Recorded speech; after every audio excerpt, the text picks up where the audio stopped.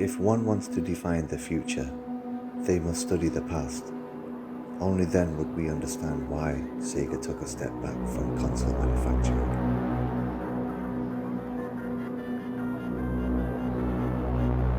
Since 1989, Nintendo and Sony had been secretly working together on a CD-ROM based console add-on for the Super Nintendo. But behind the scenes, all was not well. Since agreeing to the alliance, Nintendo had become increasingly nervous about Sony's intentions, fearing that it wanted to use the project to muscle in on the video games business. Nintendo's paranoia was justified. Ken Kutaragi, the Sony engineer who initiated the whole project, saw the partnership as the first step to achieving his dream of getting Sony to start making video game consoles.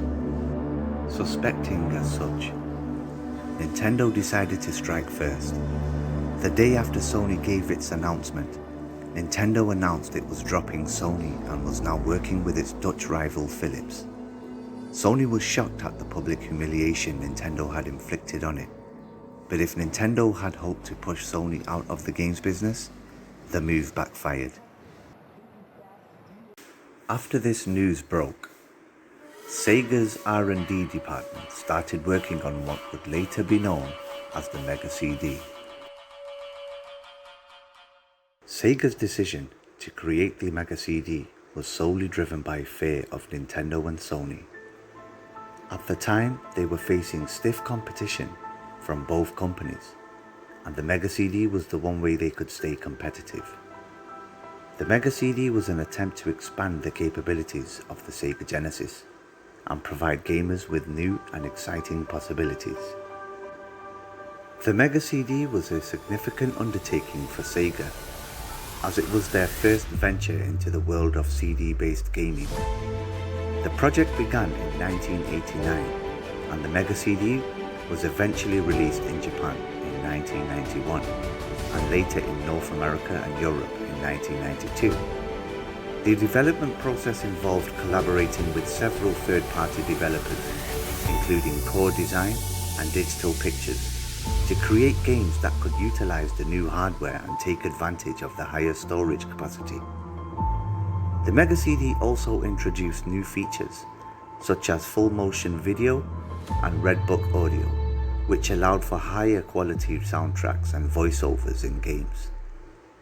Despite being a significant technological advance, the Mega CD did face some challenges in the marketplace. It was criticized for its high price point, and many consumers were hesitant to invest in a new console that required additional hardware to function.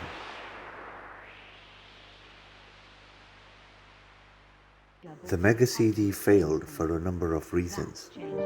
One of the main reasons was the high price point, which made it difficult for many consumers to purchase additionally.